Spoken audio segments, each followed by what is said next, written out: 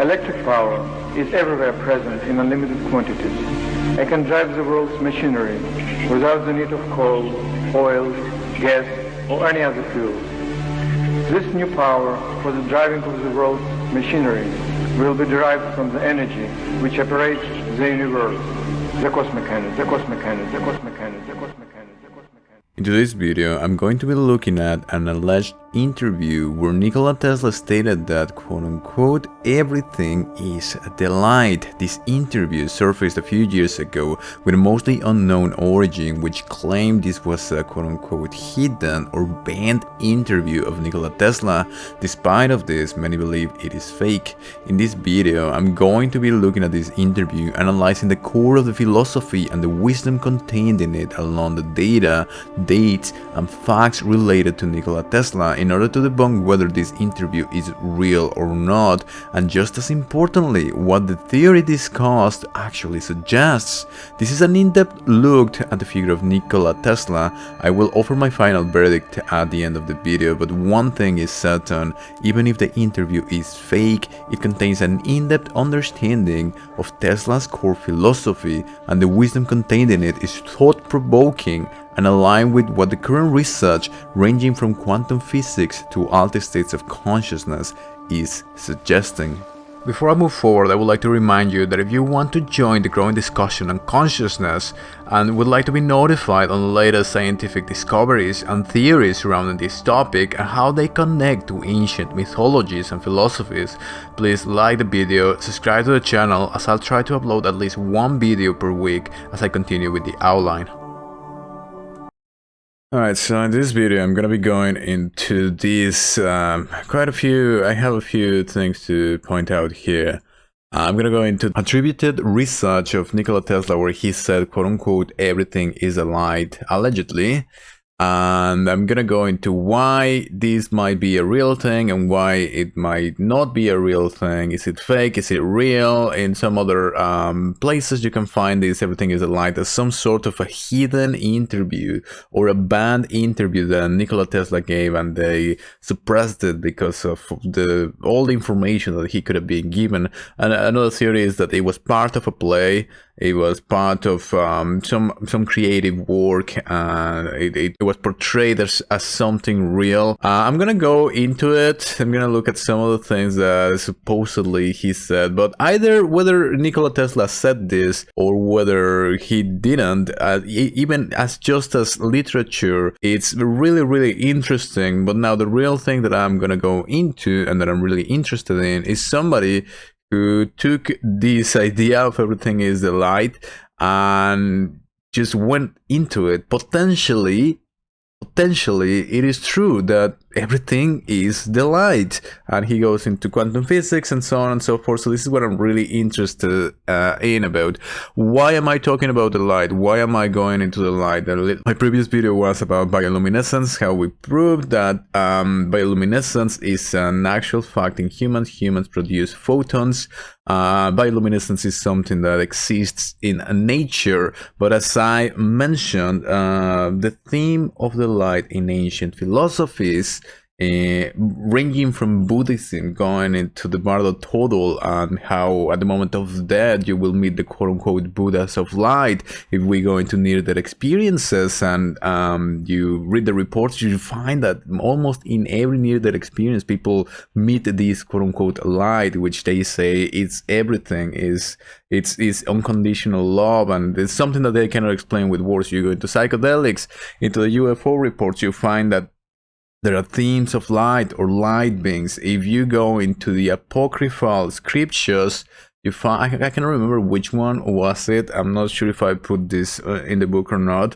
I'm gonna go into this further in the future, but in one of the apocryphal, it is said by the people who wrote it that God is some sort of an orb of light. Now, whether he experienced actually God or some different energy or whatever, in what most likely these stories which come in ancient scriptures come from either psychedelic experiences or out-of-body experiences, so some sort of altered state of consciousness which was written down and passed on through generations. That is most likely how we got all of these ancient philosophies, the theme of light is prevalent, is perennial.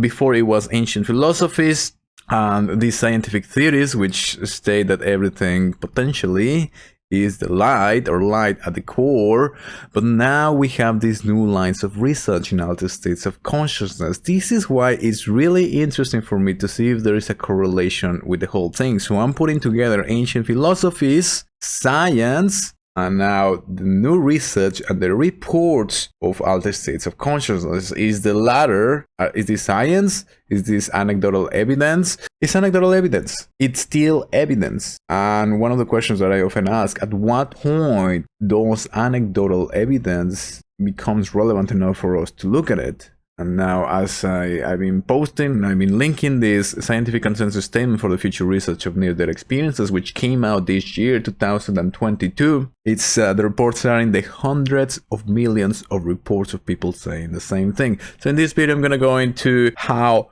potentially everything is the light, and whether this Nikola Tesla's interview is real or it isn't, or it might have a little bit of reality, but it might be at the end creative work of literature. Alright, so as mentioned, this video is going to go on pragmatic philosophy because it's not going to include published research. However, I'm going to be linking different scientific research along from the playlist ongoing research that I have in this channel. I'm going to be looking into this article from Electrical Engineering. It was an engineering article, a little bit further away from some of the other main sites that I've been going into, and this one that just checks whether the things are fact or myth. Now, this was researched by Thomas de Michel. I think he's a journalist, but he makes some very interesting points.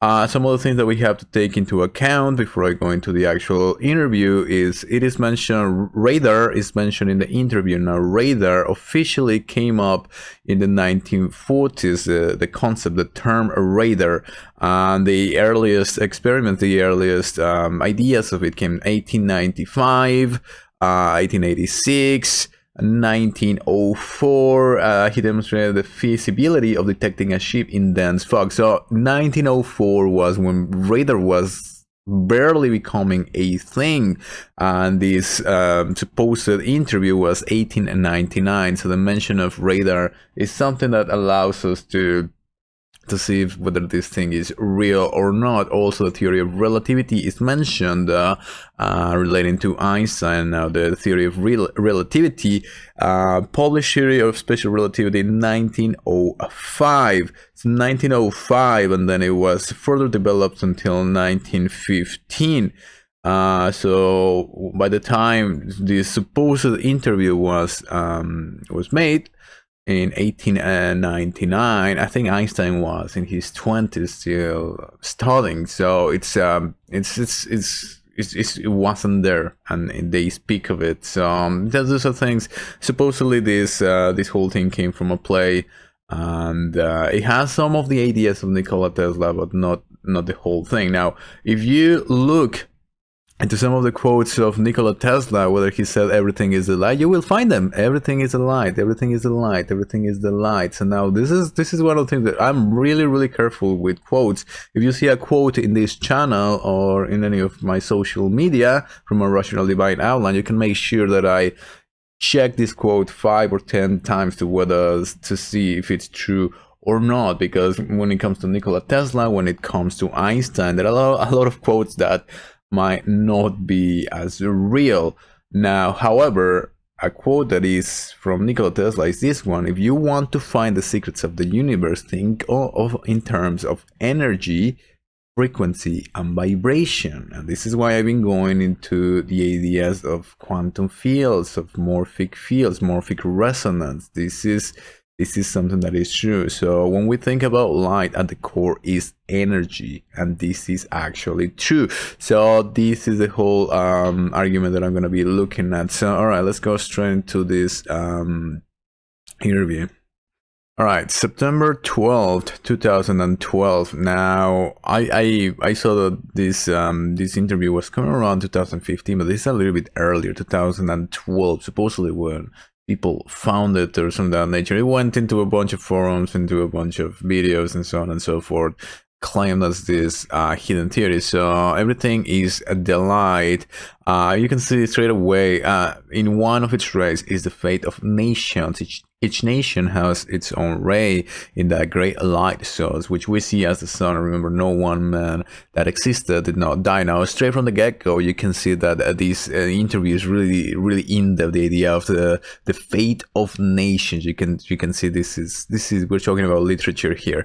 So they talk about when it says here, they celebrate converting magnetic field and sing hymns to induction's engine. The creator was called the hunter who caught the light in his net from the depths of the earth, and the warrior who captured fire from heaven. This is a work of literature straight ahead. So this is something that the journalist is saying. Which journalist in 1899 would speak like this? I'm not sure about this.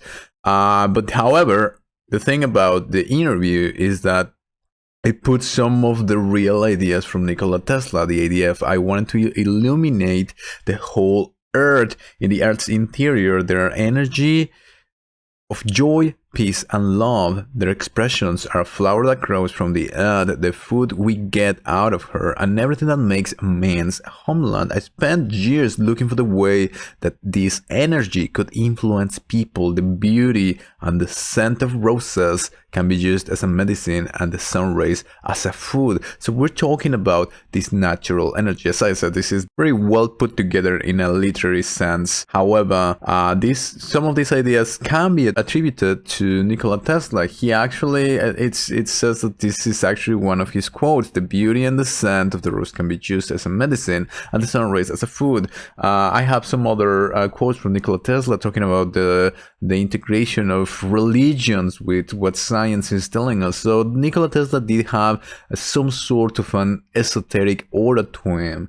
However, this interview, as we're looking at, is kind of intermixed with some of his ideas and some very interesting literary style. However, the whole idea that he wanted to create, the whole thing about Nikola Tesla was this conspiracy that he created some sort of free energy that would change the world, would change business, would change everything. And this unlimited source of energy is energy that exists everywhere, is energy that exists in empty spaces. I've been going into the whole research on quantum physics, on fields and so on and so forth. Everything seems to be information, and we seem to be in some sort of a hologram. If we manage to tap into this energy that is all around us, maybe something would change. You go into the literature on UFO reports and how the UFOs move and how they come in and out of existence using the energy around them. All these little things start making a little bit of sense. So the whole thing emanates from the idea that Nikola Tesla found some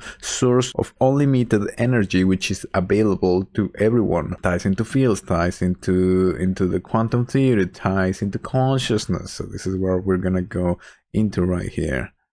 Okay, so it says here, religions and philosophies teach that man can become the Christ, Buddha, and Zoroaster. What I'm trying to prove is wilder and almost unattainable.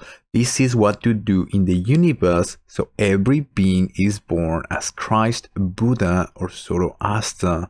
The whole concept that if we manage to understand this energy, to tap into this energy and to use it, we could have some sort of inner awakening. There's this whole idea in the New Age circles of the Christ consciousness and so on and so forth. However, if we look into the Christ, the Buddha, and Zoroaster, we can find a relation in all of this. In the book that I wrote, The Ghost of Jesus, at the end I make the connection straight to Eastern philosophy, because in one of the apocryphals, there's a huge correlation from this figure of Jesus, which is called something else in the book. After he has some sort of metamorphosis, he becomes something else, and it's a straight correlation with the concept of samsara from the Eastern idea. So now, in the previous video, as I mentioned, I was talking about bioluminescence, natural luminescence related to metabolism as a natural fact, not as anything interesting. I made a connection with some of the reports.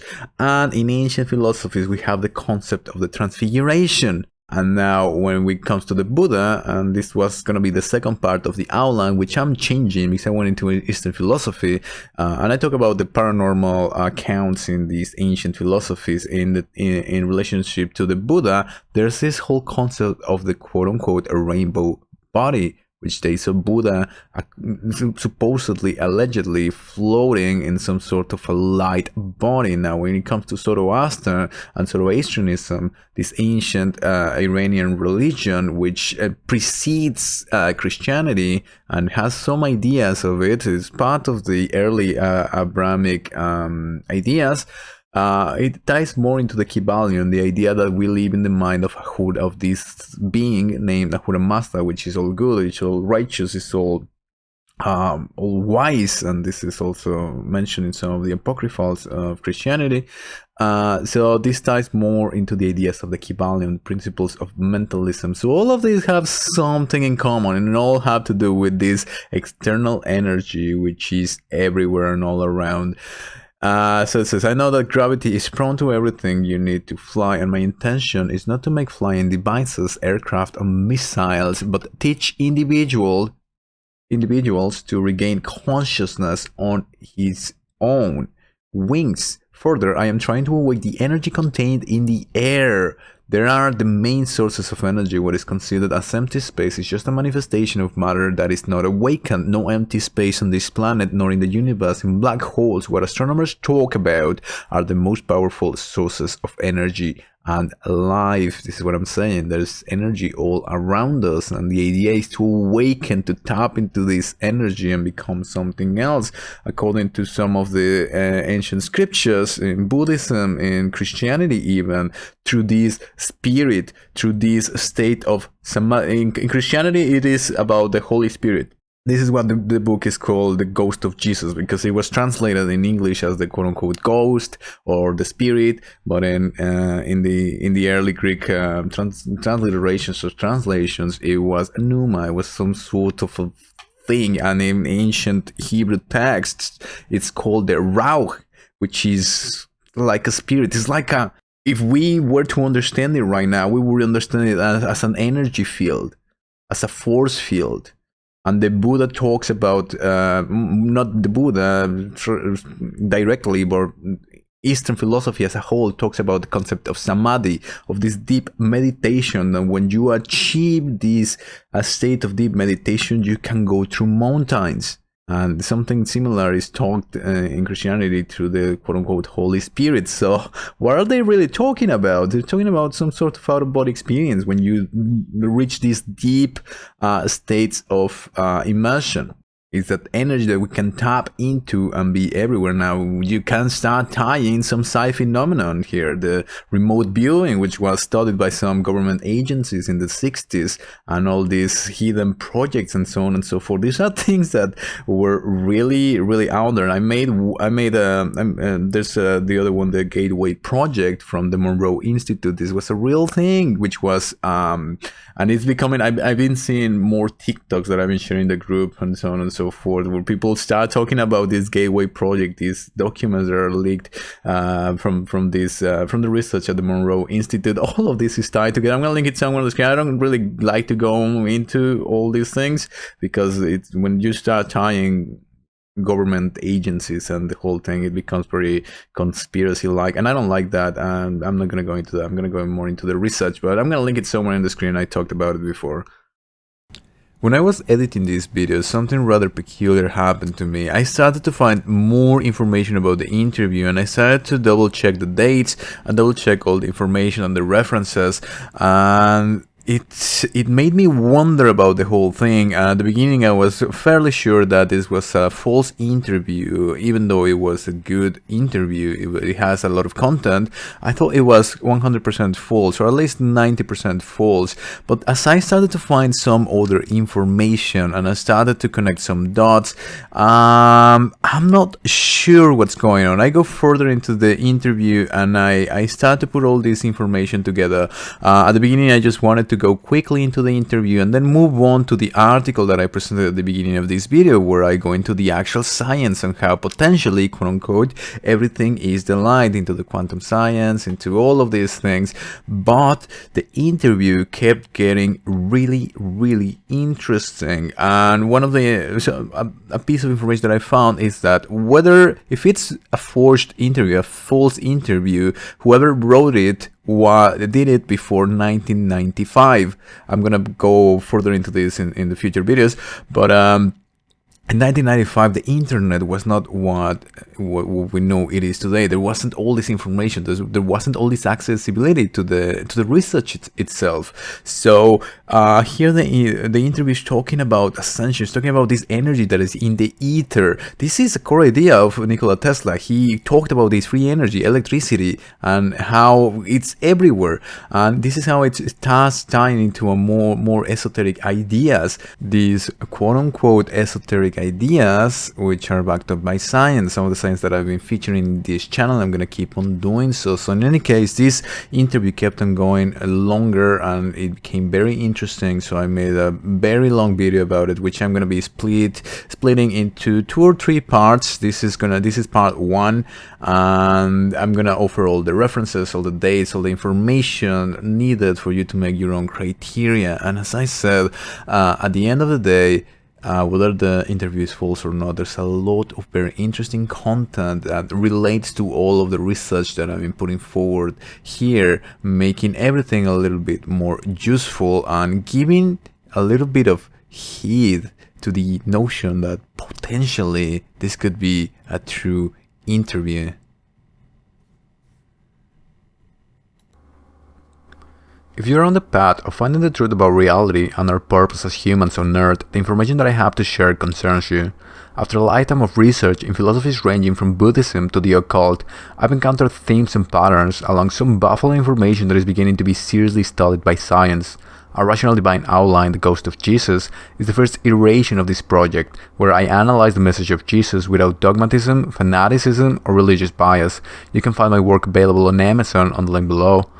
If you find this work valuable, consider subscribing, sharing, and following me on social media, as it'll help others in the same path to find this information. Thank you for watching, and I'll see you next time.